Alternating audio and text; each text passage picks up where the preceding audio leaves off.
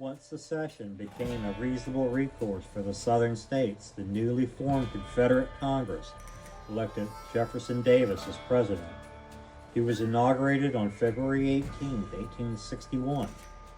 Previously, the year before, South Carolina led the way by a convention elected by the people, which unanimously voted for secession. Mississippi, Florida, Alabama, Georgia, Louisiana, and Texas followed suit. The Provisional Confederate Congress had started off by giving themselves executive authority because they knew the states remaining in the Union would aggress towards their alliance. The Confederate Congress, through its Committee of Naval Affairs, sent out telegrams to naval officers native to the South, inviting them to resign their post in the United States Navy and proceed to Montgomery. On February 19, 1861, Lawrence Rousseau, Duncan Ingram, Victor Randolph, and Raphael Semmes met there in Alabama's capital to establish guidelines for the Confederate Navy. The very next day, the Congress instituted the Navy Department. By May 5, 1861, Congress confirmed the former United States Senator of Florida, Stephen R. Mallory, as Confederate Secretary of the Navy. In 1854, Secretary Mallory had been chairman of the United States Senate's Committee for Naval Affairs. He had established a strong track record for advocating innovation in shipbuilding and naval science, with a keen interest in ironclads.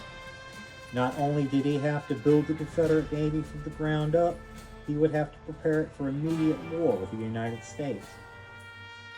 5 days after the capture of Fort Sumter, Winfield Scott's Anaconda Plan is enacted with Abraham Lincoln's proclamation of blockade against Southern ports, after which a blockade strategy board is put together by the United States Navy in order to monitor some 3,500 miles of coastline, including all the major ports held by the Confederacy.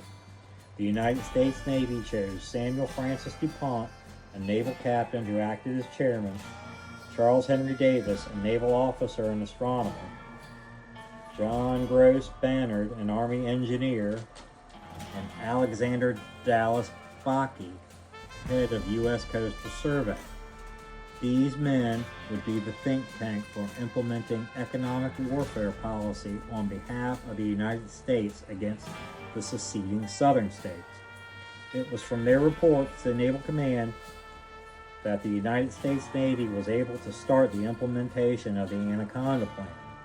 President Davis answered Lincoln's proclamation by inviting anyone who wanted to equip private vessels and raid Union commerce to apply for letters of marque.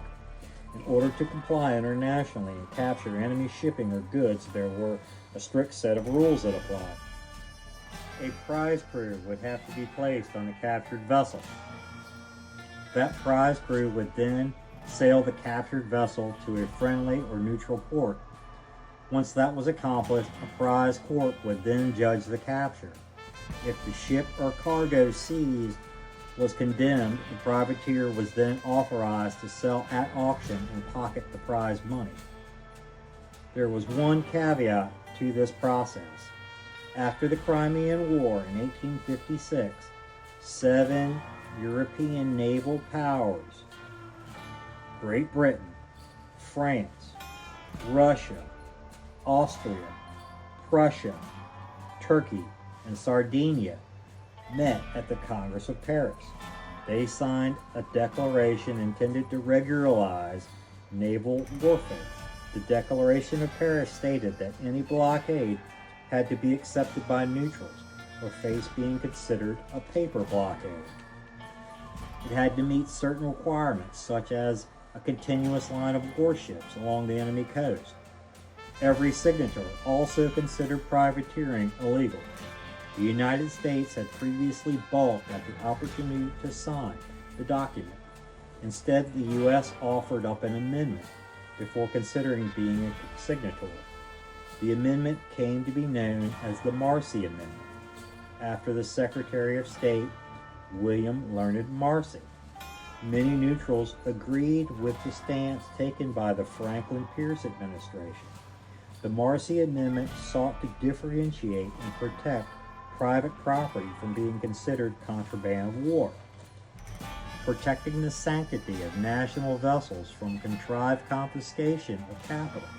The maritime powers who made up the Parisian Congress didn't acquiesce to the Marcy Amendment. Therefore, the United States didn't accede to the global ambitions laid forth by the Declaration of Paris, refusing to sign it. Both American presidents were playing with fire, risking World War 53 years before its first inception. The maritime powers, namely Great Britain and France, decided they would not award privateers in neutral ports. So the Lincoln administration, by way of the then Secretary of State William H. Seward, sent a willing application to sign the Declaration of Paris. Even though the administration was in violation of the Parisian document's tenets, Lincoln had threatened to hang privateers as pirates, which made Jefferson Davis state that for every privateer hung, the Confederate government would hang just as many prisoners of war. The Lincoln administration would have to relent and afford privateers the same treatment as prisoners of war to become compliant. Another point of contention with the European maritime powers was the blockade itself. From their standpoint, there was no legal justification because there was no recognition of the Confederate government by the Lincoln administration. The British Foreign Office in Washington made a discreet step to inform the Union authorities that the closing up of 3,500 nautical miles of coastline was impossible because of the sheer size of the expedition, therefore unacceptable. Still, the Union government declared the blockade of southern ports on the grounds of stopping privateering. Almost immediately, Her Majesty's government issued a proclamation of neutrality, which acknowledged the Confederate States as a de facto government. France was quick to follow by dispatching their Imperial Foreign Minister, Antoine-Edouard Bournel, to express their similar regards. The uproar in the North was instantaneous, even though neither of the provincial powers developed full diplomatic relations with the southern states. The British Foreign Minister, Earl Russell, in a consultation meeting with Attorney General Edward Bates, voiced his country's protest and threatened to enter the war on the southern side unless the northern blockade met all the tenets laid forth by the Parisian Congress's declaration and accept British and French neutrality. Britain had already had a Foreign Enlistment Act in place prior to the hostilities breaking out between the American states, which is why every Confederate ship made in England, Scotland, or anywhere in the Commonwealth needed to be fitted out for war in a neutral port. British sailors employed on southern vessels made it seem like the enforcement of the Foreign Enlistment Act was rather compulsory. For the most part, the British involvement rather favored the northern experience during the war. James Dunwoody Bullock, Southern agent, contracted with John Lairdon's son to build two very stout Confederate rams that were confiscated by the British government. The Union was never once impeded on the purchase of weapons throughout the entirety of the conflict.